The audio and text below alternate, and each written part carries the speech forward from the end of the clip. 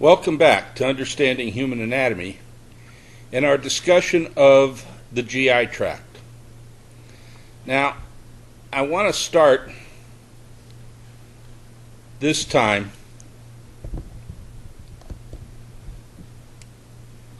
with sketching in the colon, and we'll start with the ascending colon,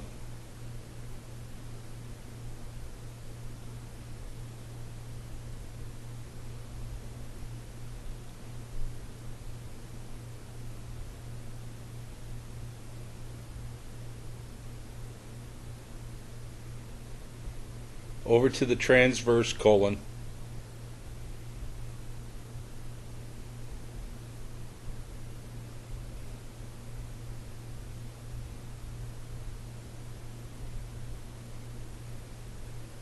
and then the descending colon.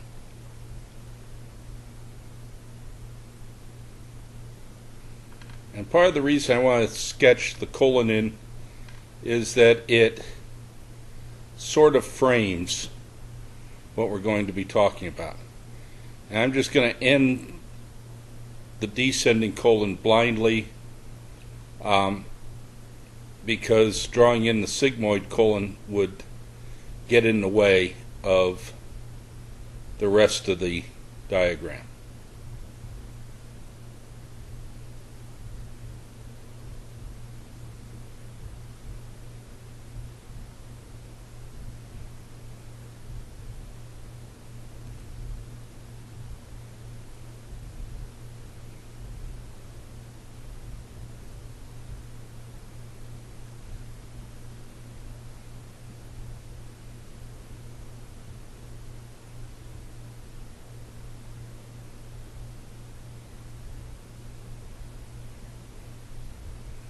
And here at the end of the ascending colon, we'll draw in an appendix coming off the ascending colon.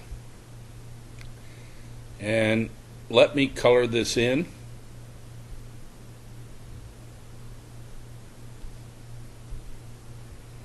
Like so. And let me add the Taenia coli.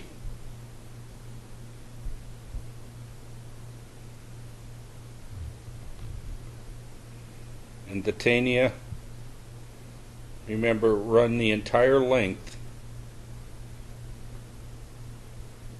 of the colon. And the taenia are actually formed by the outer longitudinal smooth muscle layer of the colon. And again, there are 3 of them around the diameter of the colon, but the other 2 would be out of our view.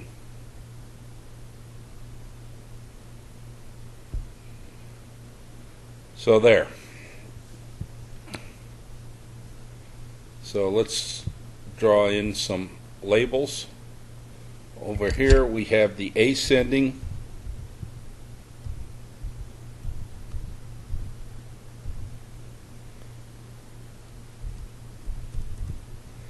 colon,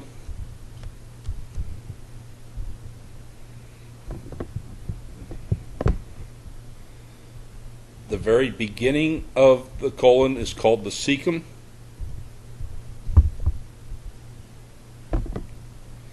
and we have the appendix.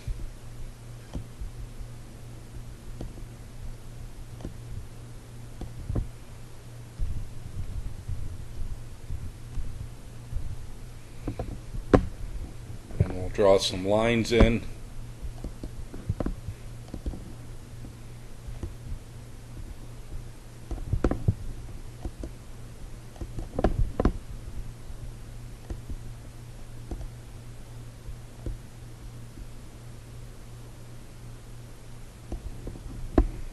And up here we have the transverse colon,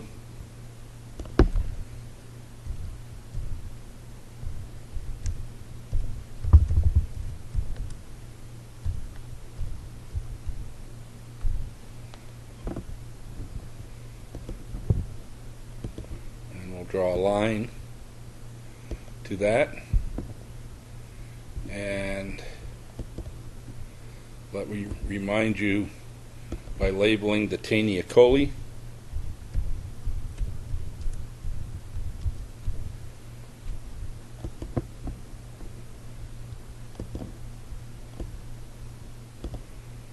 And the sacculations that we see in the colon are called haustra.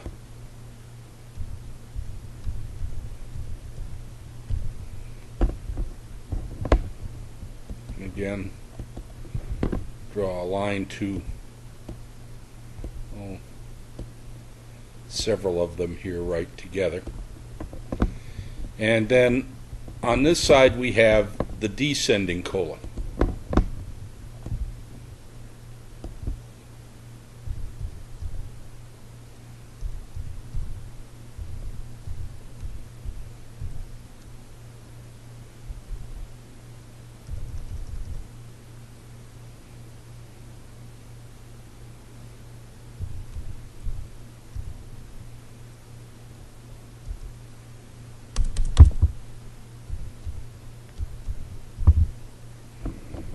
And we'll draw a line to the descending colon.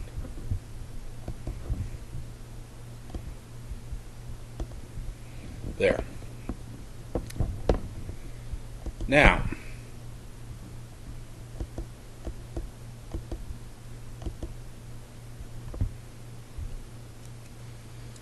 the duodenum will join the jejunum at about this location, coming off the body wall.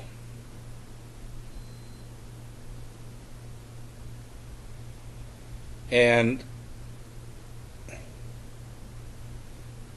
the small intestine then has many curves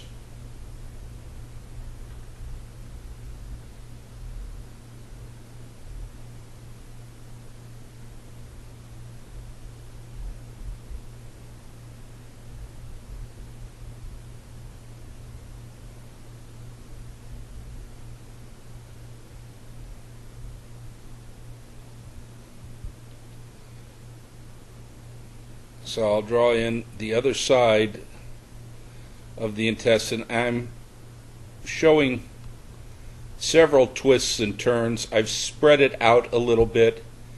There's not as much space as we see in this diagram. It just makes it a little bit easier to see it conceptually, to leave some space between the coils of small intestine.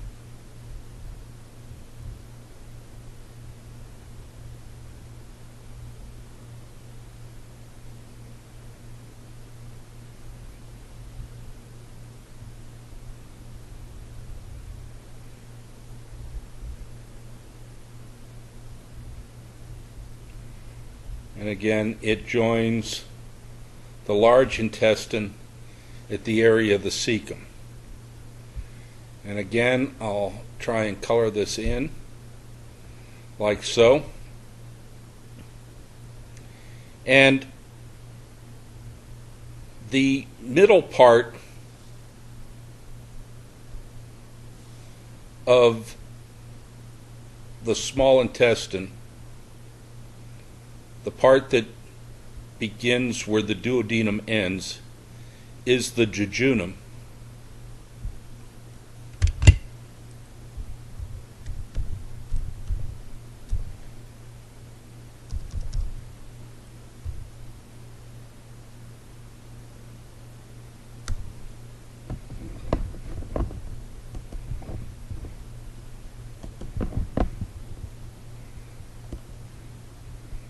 And I'll just indicate that on this side.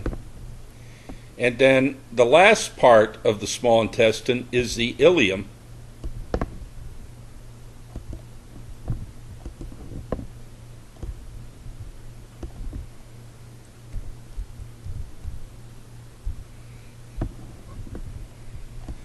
And we'll indicate that over on this side. And the exact boundary between jejunum and ileum is not distinct. The jejunum is longer than the ileum, but safe to say if you're close to the cecum, it would be ileum. If you're close to the duodenum, it'll be jejunum. If you're somewhere in the middle here, it's iffy grossly. You should also know that there is a valve between the ileum and the cecum, the Ileocecal Valve, which meters material passing from the ileum into the cecum. Let me remind you that the ascending colon and descending colon are both secondarily retroperitoneal. So they're affixed to the posterior body wall. The transverse colon has a mesentery, so it is a peritoneal organ. The sigmoid colon, which I haven't drawn in because it would overlie other structures, the sigmoid colon connects the descending colon to the rectum. And the sigmoid colon again has a mesentery, so the sigmoid colon is a peritoneal structure once again. The rectum then is retroperitoneal and is the terminal end of the intestines and the GI tract. Now, I want to finish up our discussion of the GI tract by taking a couple of minutes to talk a little bit more detail about the liver. Now, if you recall, in an earlier slide, we looked at the liver, and the liver has this general appearance. And this is a view from the anterior, looking at the liver. And we'll color this in like so. And then I want to add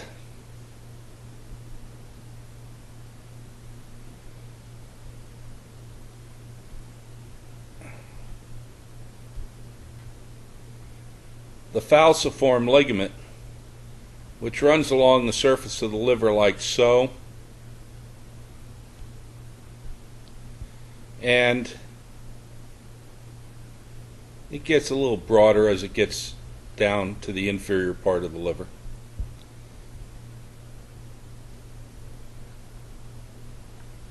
And then in the end of the falciform ligament is the Ligamentum Teres. And the falciform ligament basically divides the liver into two lobes, a left lobe and a right lobe.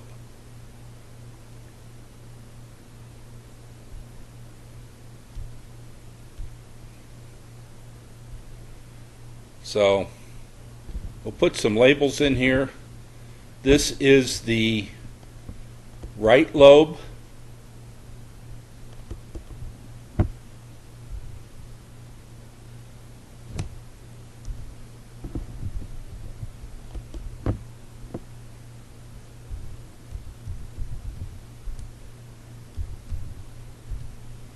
Of the liver.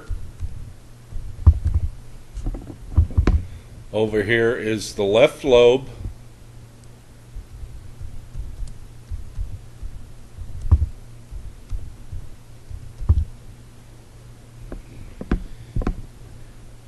The gray structure is the falciform ligament.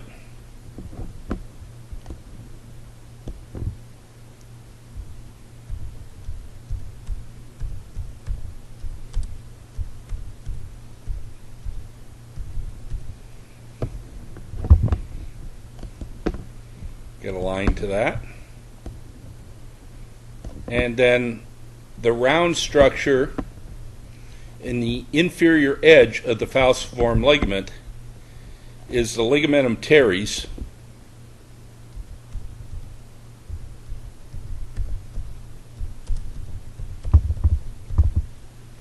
And remember that teres means round. So this is really the round ligament of the liver. And again, it's a remnant of the umbilical vein. That after birth, the umbilical vein shuts down, and the tissue it forms, the umbilical vein, becomes a nice ligament that is the same shape as a blood vessel, nice and round. So this is the liver from the anterior view. I want to look at the posterior view of the liver. Now, we'll look at the liver from the posterior side. So it's going to be a mirror image of what we looked at in the last slide. So this is the right side of the liver that I'm drawing now, and coming over here on the left. And again, we'll color it in. And what I want to show in this view is the gallbladder and the duct system. So let's start by drawing a duct coming out of the right lobe and a duct coming out of the left lobe of the liver, and they combine to form the hepatic duct.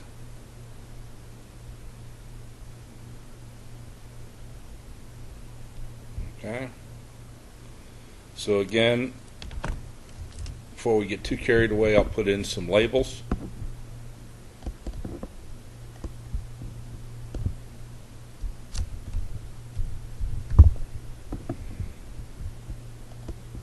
And just labeling the liver so nobody gets confused. The two bile ducts that join form the hepatic duct.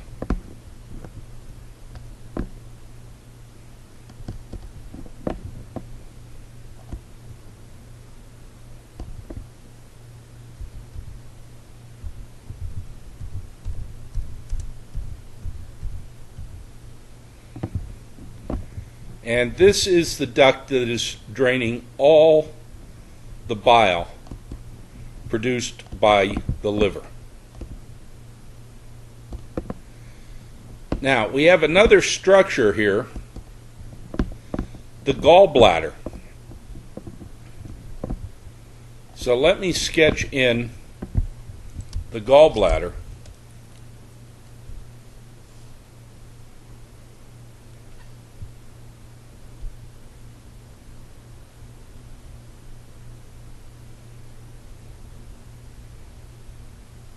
Like so.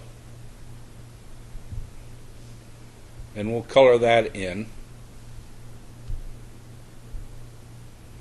There's the gallbladder. And the gallbladder has a duct that connects to the hepatic duct. It has a duct right here. And that duct is the cystic duct. So let me grab some more labels here.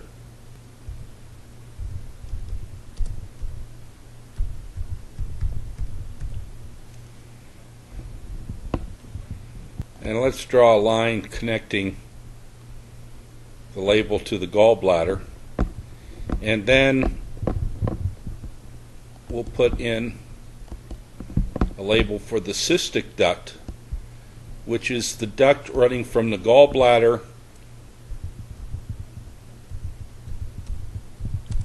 to the hepatic duct.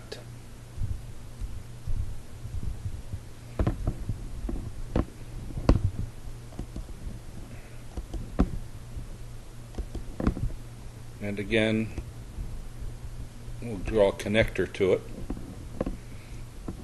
Now, from where the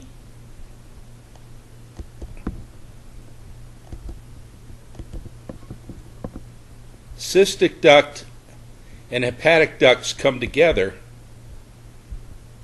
we have the common bile duct. And the common bile duct runs down to empty into the duodenum. So let me label the common bile duct.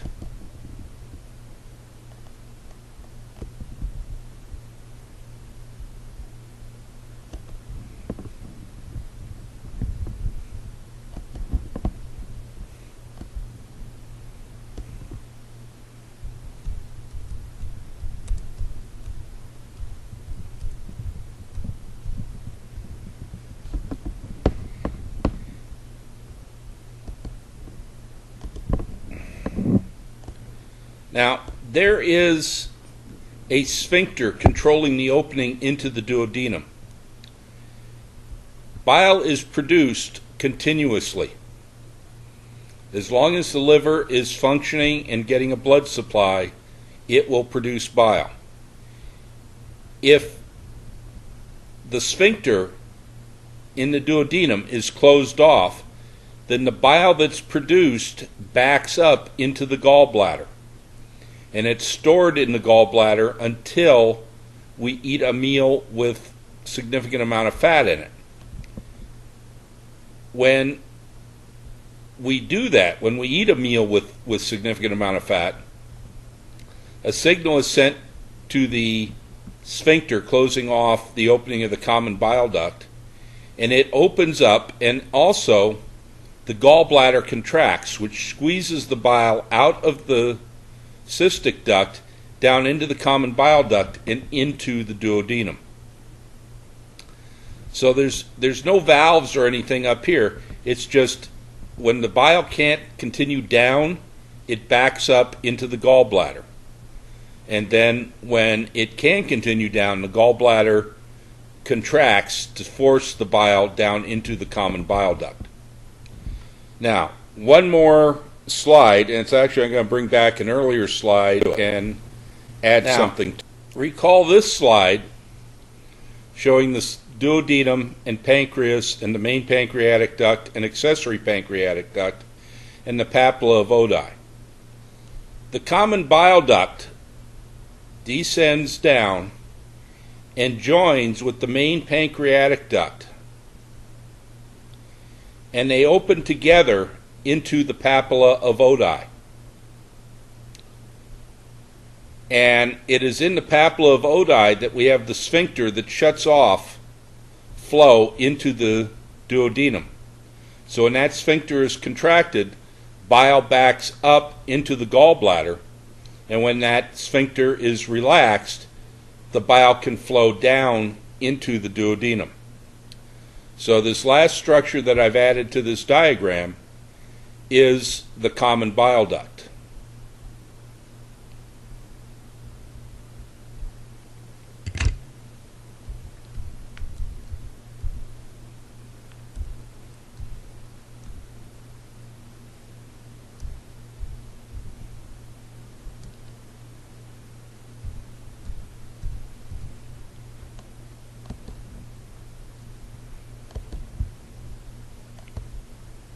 Right here.